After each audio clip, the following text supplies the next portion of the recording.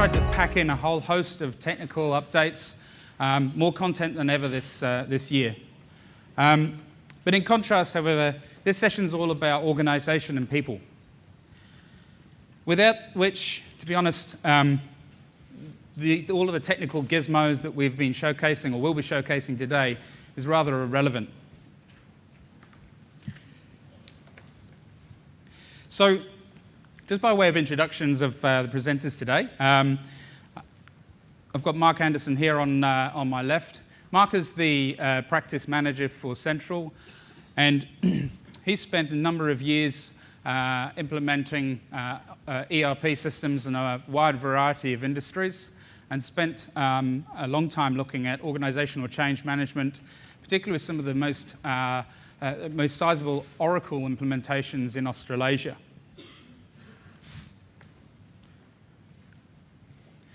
And I'm James Page. I'm the Dynamics Practice Principal here at Intergen. I've worked across about 50 or so technology-led business change programs over, I guess, 15, 20 odd years. And I picked up a few grey hairs along the way. As we all know, kind of IT projects aren't always plain sailing. And I think we want to spend some time today to look at some of the strategies that we can employ to perhaps make things a little bit smoother. I guess having worked in a number of different industries, both Mark and I have had the great opportunity to both observe and participate in organisational change behaviours across different businesses. And what's really interesting is to see the different behaviours and see how organisations approach this. They can vary from they'll do what they're bloody well told to which probably doesn't engender the greatest degree of ownership of a process and ownership of that change. And I'm sure we've all experienced that in the past. To the, we really, really need to include absolutely everyone in a whole department in this decision, in this process. And that has probably the converse effect, which is maybe it stifles progress, stifles the opportunity to change, and in the end you may end up just redesigning what you had in your old system. So it's a real balancing act. Okay, so just a quick show of hands. Who's actually been on the receiving end of an IT failure? Come on. 2. I'll say quite a few of you, and we kind of expected this response, to be honest. So that's a big number. Anyone care to guess what this number represents? It's not the budget required to implement procurement in SAP. Failure. Someone come up with failure. This number is a scary number. So in the 30 minutes it's taken you to refuel your caffeine levels, globally, someone's wasted, or we have wasted, over $4 million bucks. If it was 4 billion, that would be really worrying. So this relates to enterprise solutions like FMIS, CRM, and ERP. And in fact, if you look at the total IT project cost failures, including comms and infrastructure, you're looking at a figure of 51 million. We chew through 51 million every 30 minutes. And this is based on Gartner's research into IT project failures, which, when applied to the average IT project spend, it tends to suggest around a project failure rate of around about 24%. So does that mean a quarter of all projects are doomed from the start?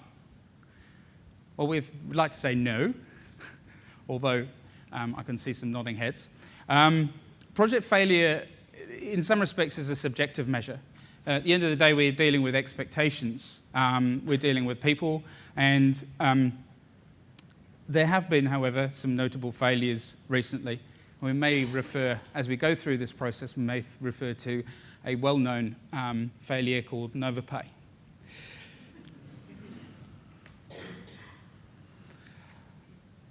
But saying the failure rate of 24% is somewhat arbitrary and open to interpretation, to be honest, because although, as the show of hands demonstrated earlier, there has been a lot of experience in this area. It is, again, it's not always a hard and fast rule that every project is a failure and every part of it's a failure. If we look at NovaPay, I suspect, again, many of people are aware of the issues, but NovaPay recently tried to implement a new enterprise system for teacher payroll. Should the total value of that be attributed as a failure? Well, probably not, because they're actually still using the system, which was actually a major example of how not to reinvent the wheel, the internal combustion engine, and the steering systems whilst driving the car. I guess the point here is that there's still benefit and value that can be attributed to a seemingly failed implementation. It's well known that implementing IT solutions can sometimes be a lengthy and costly experience. This analysis comes from a US-based independent consulting group who specializes in ERP selection and change management. Now, this is US data, and I guess fortunately in Australasian region, we don't see these eye-watering $7.3 million average cost for our IT project implementations. However, the percentages are of real interest here. 59% of all projects over this 4-year period of analysis, 59% experienced cost overruns. From a duration perspective, 53% of all projects experienced an overrun in time. However, what's probably even more worrying is that despite throwing the kitchen sink at this, from a time and cost perspective, 56% of those respondents said that they failed to reach even 50% of the expected benefits.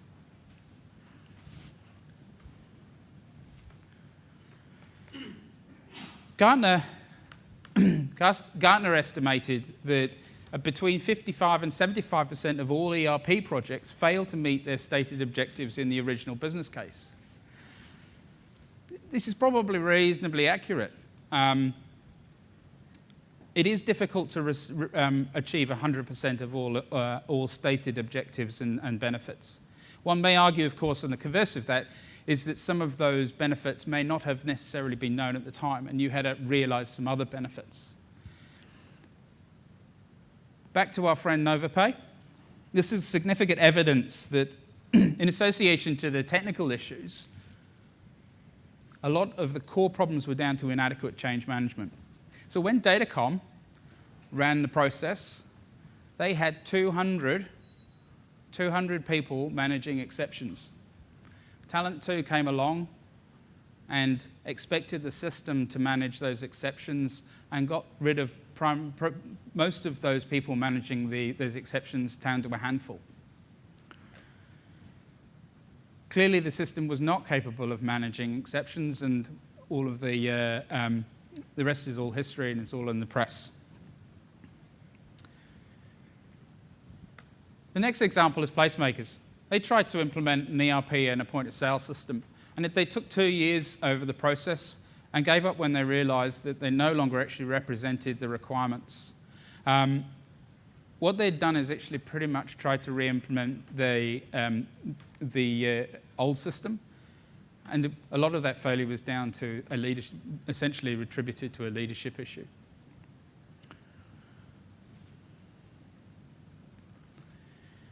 Interestingly, the size of a project actually does have an impact on the potential failure rates.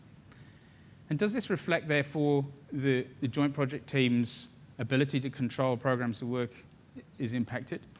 Or does it also suggest that a disproportionate focus of time and effort needs to be put on change management? Possibly. There's Gartner research here in June 2012, whilst based in US dollars. It did show that smaller projects below the 350K mark attracted a failure rate of 20%. But that rose steadily to 28% for projects north of the $1 million mark.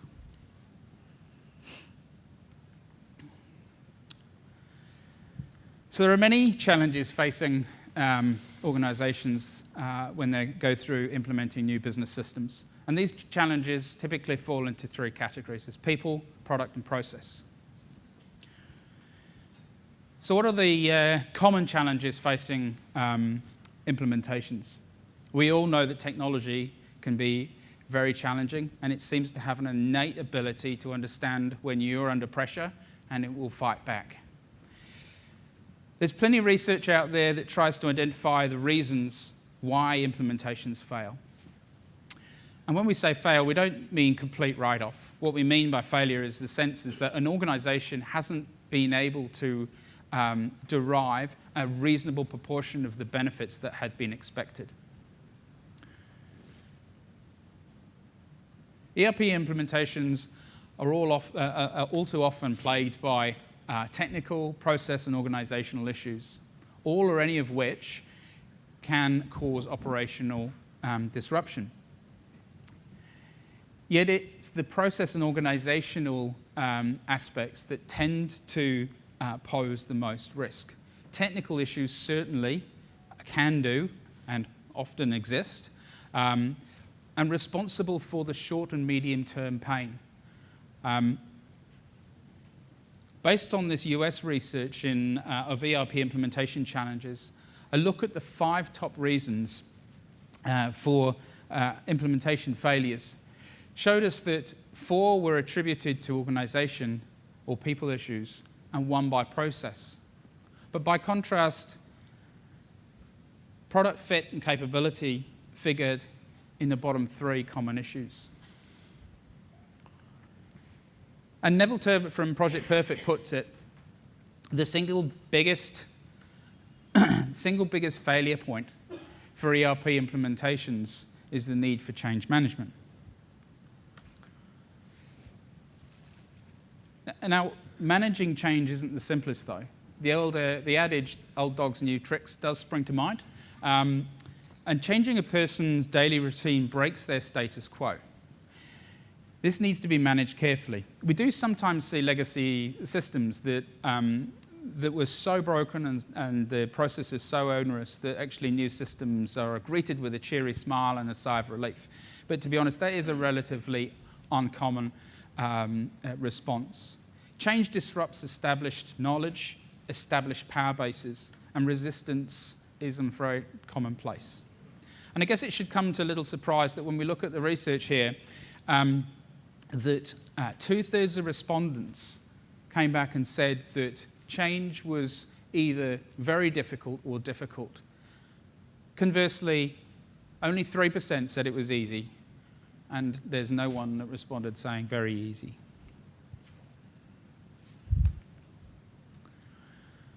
Look, I suppose it seems counterproductive for an IT company to stand up here and suggest that and highlight failure in this manner.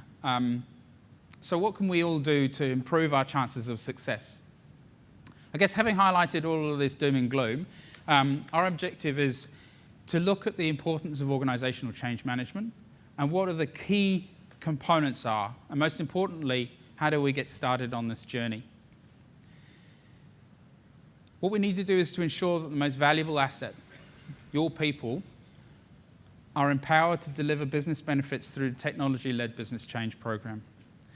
So with that, I'm going to hand over to Mark, who's going to now focus on the positive side of the ledger. Thanks, James.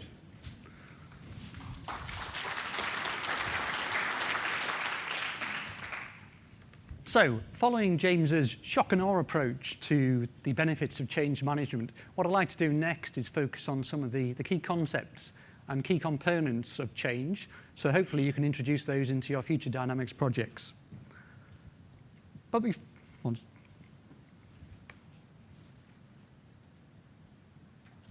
before we do that, however, what I'd like to focus on are some of the myths of change management. Now, change management over the past few years has become a sort of a pseudoscience, And there are lots of concepts and ideas out in the marketplace that if you really took them at face value, they could really damage your change management activities. So these are 4 that have particularly resonate with me, and I just wanted to take this time to talk them through with you. So the first one is resistance can be overcome. It's a great statement. It could even be a strategy. But if you look at this slightly more deeply and sniff it a bit better, it doesn't quite stack up. Change management is all about building commitments to a project. It's not about overcoming resistance. Human beings working on this project are much more complex, and they go deeper than this particular activity or particular statement suggests. The next one I like, leaders always get it. There's a view and a perception that if you give the right information to the right person, they'll make the right decision. Now, in reality, this isn't the case. There are plenty of examples through history whereby absolutely the right information has been given to the right person and have fundamentally made the wrong decision. Now, an example of this, and I'll go back to our NovaPay example.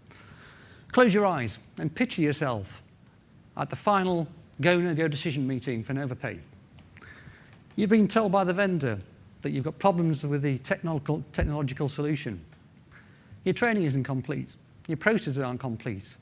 And yet somebody then makes a decision that go live is an acceptable idea. We all know the consequences. Communications. To achieve communication or to achieve change, you just have to communicate.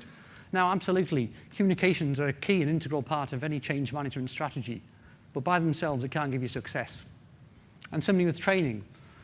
There's a myth that training can be used to solve business problems. Again, it's a key component, but by itself, it's not going to deliver you the success that you need. Now, what I'm trying to derive from this slide is that change management is a much more complex component than people give it credit for. It can't be solved by following a management consultancy step-by-step guide, and it can't be undertaken by undertaking solitary activities. It needs a cohesive approach to enable the organisation to deliver successful change. The next thing I'd like to focus on is the change journey. Now, when we talk about change management, a lot of people focus on the organisational steps that have to be undertaken to move the organisation from its current to a future state. But when we look at this and break it down, what we're really talking about is an individual movement and an individual transition, whereby we're moving individuals through a state. Now, this is represented by the blue line on this model. Now, as you can see, as individuals go through this transition process, they experience a series of emotions which leads to a worsened level of performance over the period of change. Now, a lot of you have probably seen this slide before. It's commonly called a J-curve or a change curve. And interestingly, it comes out of studies into bereavement. And I find it quite ironic and enlightening at the same time that we use the same models to represent how individuals react to change in the working environment. The point is that all of the activities that we undertake in change management are all focused upon moving the individual and hence the organisation through this change curve as quickly and as efficiently as possible. The next concept I'd like to look at is aligning change to the project lifecycle. Now, in technology-led projects,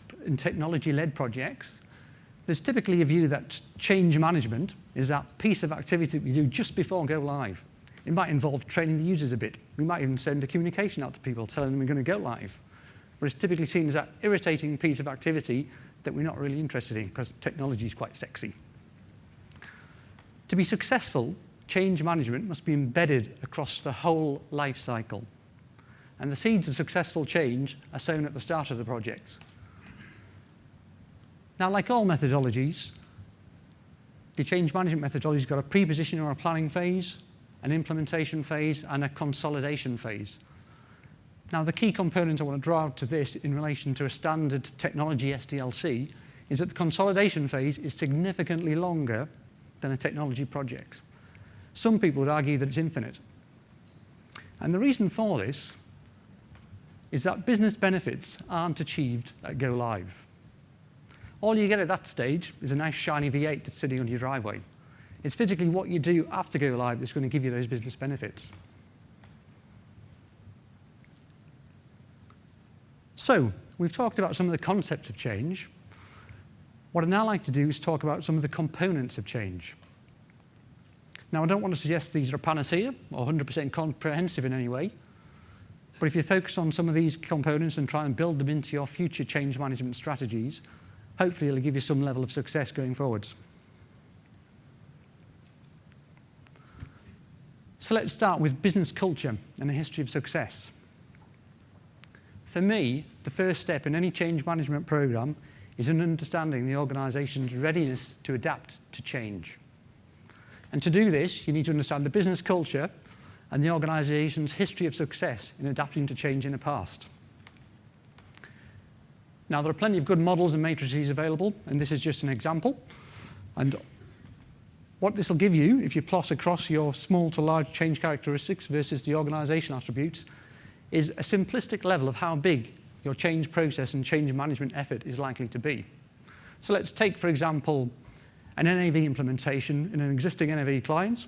We're probably likely to end up somewhere down the small end of the change characteristic. And then if we look, for example, at an AX implementation in a new client which has got a geographically dispersed process, we'd end up in the top right segment. And then the CRM, slightly more topical. How many CRM users have we got in the audience today? Oh, good few. That's good. So hopefully you're all looking at CRM 2013. More nods. That's good. So where do you think an upgrade to CRM 2013 would sit on this matrix? Any ideas? Top right?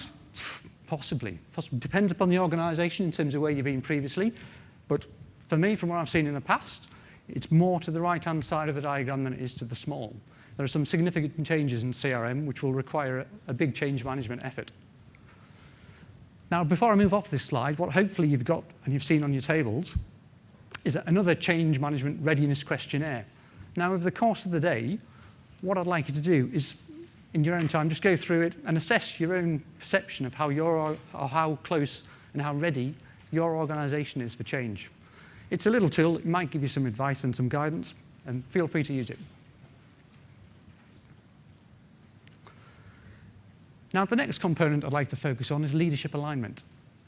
Now, the majority of change management research indicates that leadership alignment is the most critical success factor for successful change. Without visible day one endorsement and guidance from all levels of leadership, your project can be over before it begins. And a lack of clear sponsorship and leadership can negatively impact decision-making and impede progress. Now, the key task in achieving this success and leadership alignment is in establishing a sponsor for your project.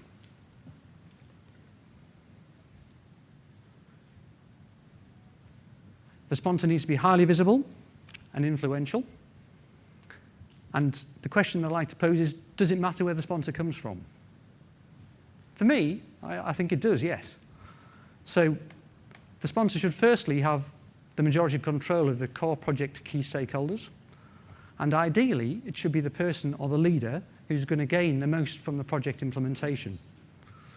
And following this through, if you take the concept and follow this with me, dynamic solutions are all about business solutions and business benefits. And for me, the most successful projects that I've been involved in is where the project sponsor has been a business sponsor, not a technologist.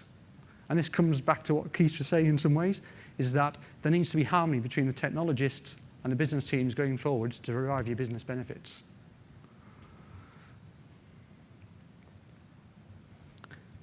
Component number 3 on our checklist is stakeholder relationship management. Now, what we're talking about here is identifying and managing those core stakeholders in your business and potentially externally, and understanding both the positive and negative impacts they can bring to your project. Now, that's great in theory, but in practice, what we need to do is really just sit down and go back to basics and physically write out or document a list of the key stakeholders that you have in your organizations, and then analyze the influence they could have on your project. Now, there are lots of good tools available for this. Personally, I've used something called stakeholder network analysis, which is a tool whereby you can identify those central connectors in your organization And they're the key people who you're going to work with on your project to ensure that it's successful. Now, the key concept behind the implementation phase is you need to maintain proactive engagement with your stakeholders throughout the lifetime and the life cycle of the project. And the reason for this, it gives you access to be able to deal with potential issues before they become real issues. Then when the project's gone live, you need to think about how you're going to keep those stakeholders engaged.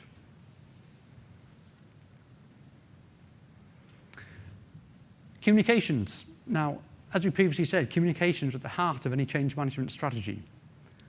But when we look at it, communications is all about communicating the right thing to the right person at the right time. Now, the key foundation for any communication strategy is in articulating the vision right at the very start of the project. We need to describe the burning platform, where the organisation currently sits, where it's going and why it needs to get there. The mandate and the business case for change needs to be clear, compelling, and communicated to all stakeholders right at the very start of the project. The strategy also needs to consider the what's in it for me factor, so that false perceptions and resistance are addressed early in the project. During the project, it's important to keep communications constant and reinforce the message continually. Now, what I've seen in my experience is that a lot of organisations start the communication process extremely well. Then as you get into the regular routine of the cycle of the project itself, the communications drop away. What's worse is when a major issue occurs on the project, then everybody focuses inwards. And that's the worst thing you can do in terms of perception from an external stakeholder.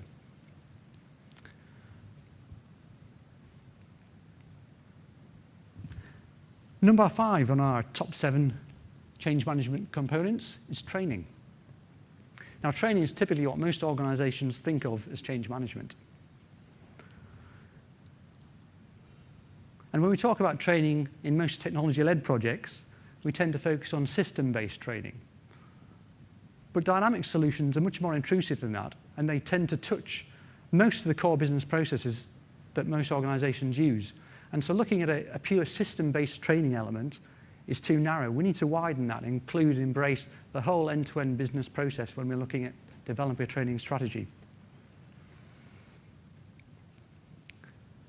Now, the key foundation to successful, pardon me, if the key foundation to successful training is planning, and where I've seen this work most effectively is where organisations undertake a training needs analysis right at the very start of the project.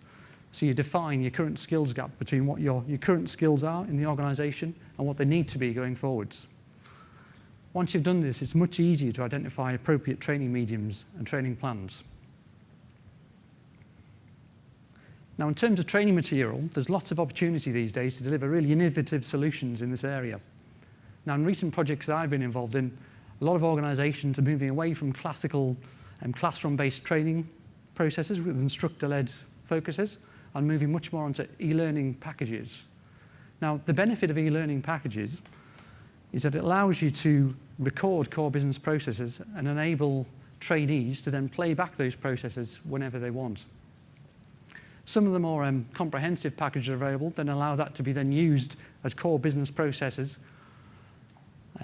which then feed into unit test scripts, which can be pushed into automated testing tools. So there are some significantly good change management tools out there around this area, which I'd recommend you to look at.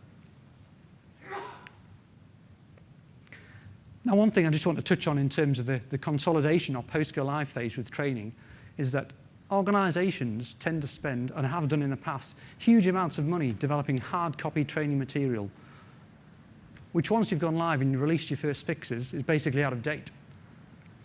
I challenge you to go away and think about how you can come up with a better approach to actually managing your ongoing training material so it remains regular and up to date. And for me, e-learning and some of the tools around that are a very good way of delivering that.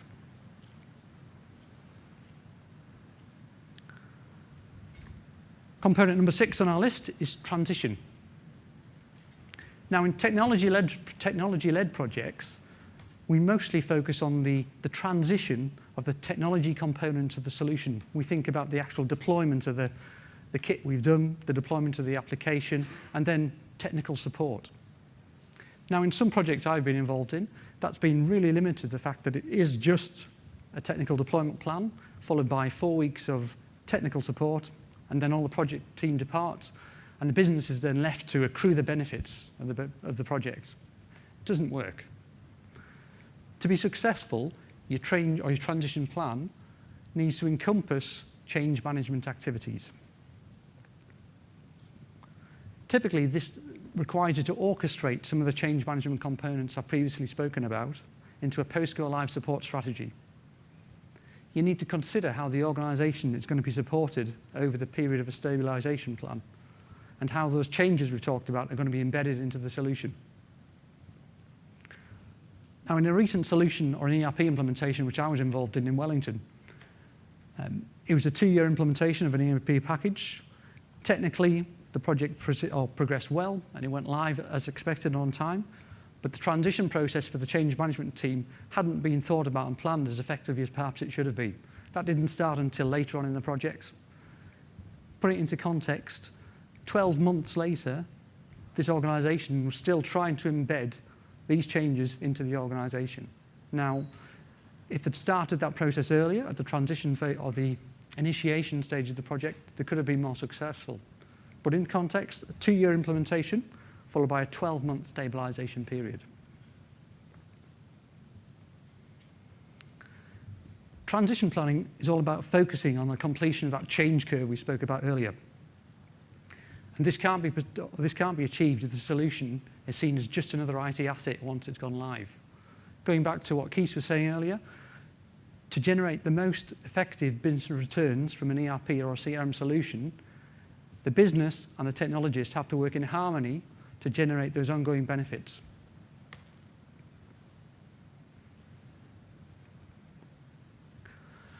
And finally, I just want to touch on some of the change management roles that you need to consider for your projects. And I've highlighted these because irrespective of the size of your project, these are roles that you need to consider for any project. Now, for a small NAV implementation or a NAV upgrade, most of these components, most of these roles could perhaps be undertaken by one person, or they could perhaps be undertaken by the core technology team if they had the right skill sets.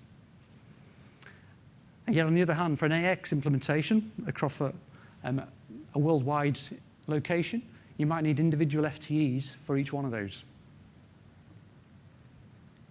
And for a CRM process or a CRM 2013 upgrade, it might be about halfway between those.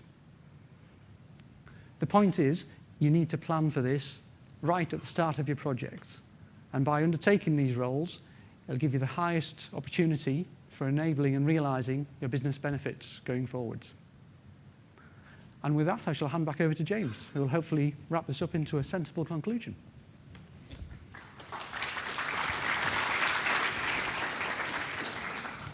Thank you, Mark.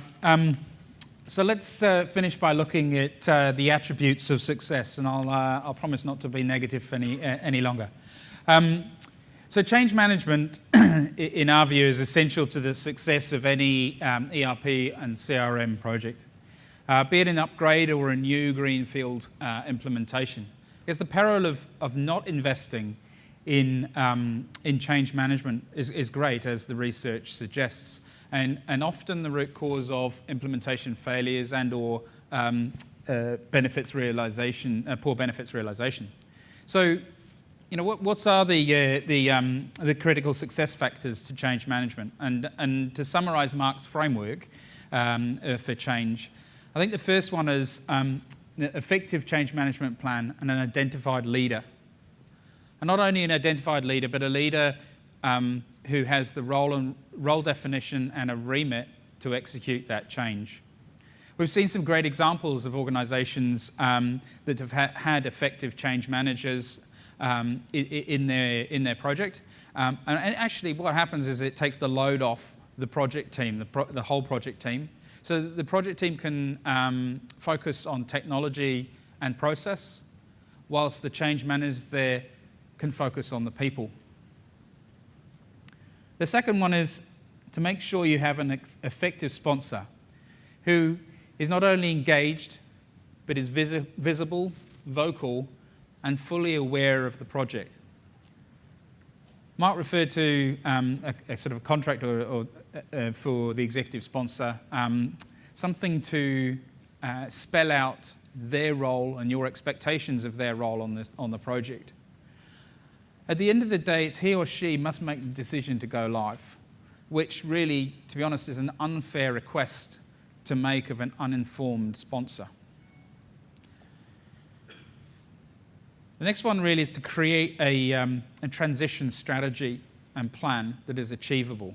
And perhaps more importantly than that this transition strategy and plan is actually bought into by all stakeholders. Stakeholders believe it and sign up to achieving it.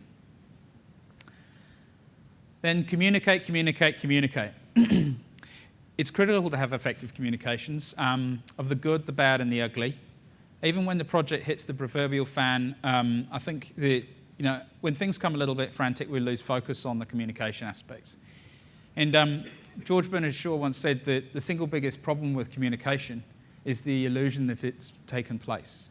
So it's really important that we make sure that we drive that home. And we need to involve employees. There's nothing more powerful than having an advocate on the floor. If someone is saying good things, it spreads. Unfortunately, if someone says bad things, it spreads even quicker. The last thought, and actually sort of referring to Case's comments about Revlon's experience, Revlon actually implemented AX 2012, and you saw the nightmare that they were trying to recover from. They implemented AX 2012, but Case made a point that they are just getting started. And I think that that's our point, is that this is a journey and not a destination. And putting CRM and ERP systems in needs an ongoing focus to ensure that the organisation actually gets the most out of this. And it sets up your people to be able to extract the benefits out of it. Because technology alone won't deliver the benefits. It's actually the people that will. I guess finally, just a little reminder that there's a checklist on your chair, and hopefully that will act as an initial organisational change assessment tool that might provoke some thoughts on how to further enhance your organisational change strategies. And just to finish on one of the key findings from the 2013 ERP report from Panorama Consulting. It's interesting that we all spend a large proportion of our time evaluating software solutions and the functional capabilities. And from a supplier's perspective, we spend a lot of time looking at where the gaps are and levels of product fit. But actually, when you look at it all, the principal path to success actually relies within. And I like the layman's terms here. I guess the more you put in to your people, the more they'll deliver out. So thank you very much for your time, and happy to discuss this further. If anyone likes any further information, feel free to grab me or Mark, but thank you very much.